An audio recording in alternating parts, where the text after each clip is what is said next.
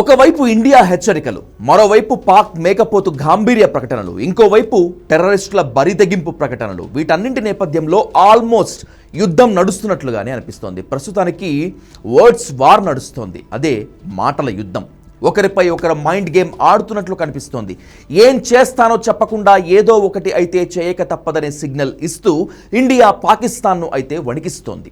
ఎటు నుంచి ఎలాంటి దాడి జరుగుతుందో తెలియక పాక్ నిజంగానే వణుకుతోంది. అయితే ఇండియా ఎలాంటి దాడి చేయాలన్నా ముందు దానికి రంగం సిద్ధం చేసేది మాత్రం రీసెర్చ్ అండ్ అనాలిసిస్ వింగ్. అమెరికాకు CIA, రష్యాకు KGB ఎలాగో భారత్కు అలాగా. Most powerful department of India. అసలైతే మనల్ని ఎవరైనా టచ్ చేయకముందే అవతలివాడు విసిరిన పంజా తాలూకా గాలి పీల్చేది ముందు అధికారులే. ఎక్కడ చీమ చిటుక్కుమన్నా సరే ముందు వారి చెవుల్లోనే పడేది. ఒక విధంగా మొన్న ఉగ్రదాడిని పసిగట్టలేకపోవటం వీరి వైఫల్యమే అని చెప్పాలి. కానీ అన్నిసార్లు సక్సెస్ కాలేకపోవచ్చు. కానీ చాలాసార్లు లెక్కలేనన్ని సార్లు మన ఇండియాను అనేక దాడుల నుంచి కాపాడింది మాత్రం ఈ వింగ్ ఆఫీసర్సే. 1968లో ఏర్పాటైంది. మొదట్లో మనకు ఇంటెలిజెన్స్ బ్యూరో మాత్రమే ఉండేది. 1996లో పాక్తో జరిగిన యుద్ధం సమయంలో అది ఎంత ఎఫెక్టివ్గా పనిచేయలేదనేటువంటి గుర్తించి దాని బలం సరిపోదని ఈ రీసెర్చ్ అండ్ అనాలిసిస్ వింగ్ ఏర్పాటు చేశారు. ప్రస్తుతం దీని అధినేత రవి సిన్హా IPS. ఈయన పోస్ట్ ఎంత పవర్ఫుల్ అంటే ఈయన కేవలం ప్రధానమంత్రికి మాత్రమే రిపోర్ట్ చేస్తాడు. అఫ్కోర్స్ హోంమంత్రి కూడా ఉంటారు. ప్రధానమంత్రి, హోంమంత్రి మాత్రమే ఈ పోస్టుకు కావాల్సిన అధికారిని సెలెక్ట్ చేస్తారు. ఇదో క్యాబినెట్ కమిటీ. అంటే ఈ కమిటీలో ప్రధాని, హోంమంత్రి మాత్రమే ఉంటారు. వీరే సెలెక్ట్ చేస్తారు.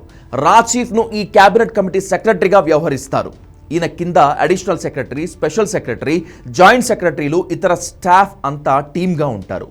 ఇక పని ఏంటంటే దేశంలో జరుగుతున్నవి, దేశం బయట మన భారత్పై జరుగుతున్న కుట్రలు, టెర్రరిజం యాక్టివిటీస్, ఇతర దేశాల కదలికలు అన్నింటినీ గమనిస్తూ ఉంటుంది. ఎప్పుడు మనకు ప్రమాదం ఏ రూపంలో వస్తుందో కనిపెట్టి వెంటనే కౌంటర్ స్ట్రాటజీని రూపొందిస్తుంది.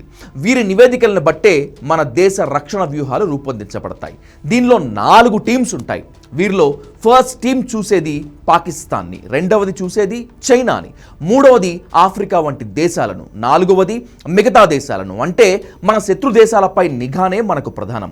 ఇక కింద స్పెషల్ ఆపరేషన్స్ వింగ్ అని ఉంటుంది. ఈ వింగ్ విదేశాల్లో మనకు వ్యతిరేకంగా కుట్రలు చేస్తున్న టెర్రరిస్ట్ గ్రూపులను అంతం చేయటం, మనకు ప్రమాదకరంగా తయారవుతారనే అనుమానం ఉన్న గ్రూపులను కూడా లేపేయటమే వీరి ఆపరేషన్స్ యొక్క ప్రధాన లక్ష్యం. ఇప్పటి వరకు పాక్తో జరిగిన యుద్ధాల్లో కానీ, కార్గిల్ యుద్ధంలో కానీ పోషించిన పాత్ర అత్యంత కీలకమైనది. అందుకే పాకిస్తాన్ గూఢాచార సంస్థ ISI కానీ, టెర్రరిస్ట్ గ్రూపులు కానీ అధికారులు టీం పైనే ఫోకస్ పెడుతుంటారు. ప్రాణాలకు తెగించి మరీ పనిచేయాల్సిందే. ఎప్పుడు ఎటు నుంచి దాడి చేస్తారో తెలియదు. ఎంతోమంది స్పెషల్ ఆపరేషన్స్ పై అండర్ కవర్ విదేశాలకు వెళ్ళి చనిపోయారు. చాలామంది వివరాలు కూడా బయటకు రావు. వారు దేశం కోసం ప్రాణాలిచ్చినా వారిని గుర్తించరు. ఎందుకంటే విదేశాల్లో అనుమతి లేకుండా చేసే ఆపరేషన్లను నిబంధనలు ఒప్పుకోవు. అందుకే సీక్రెట్గా చేస్తారు. ఆ సీక్రెట్ ఆపరేషన్లో ఒకవేళ చనిపోతే వారి దేశభక్తి కేవలం ఆ టీంకి తప్ప మనకు తెలియదు. అందుకే ఇప్పుడున్న యుద్ధ వాతావరణంలో అందరూ వైపే చూస్తున్నారు. చీఫ్ రవి సిన్హా ఛత్తీస్గఢ్ రాష్ట్రానికి చెందినవారు. ఈయన 1988 బ్యాచ్. భారత్ చేసిన సర్జికల్ స్ట్రైక్ ఎపిసోడ్లో కూడా ఈయన పాత్ర కీలకమైంది. దీనికి ముందు లోనే ఈయన స్పెషల్ సెక్రటరీగా పనిచేశారు. 2023లో సెక్రటరీగా ప్రమోట్ అయ్యారు.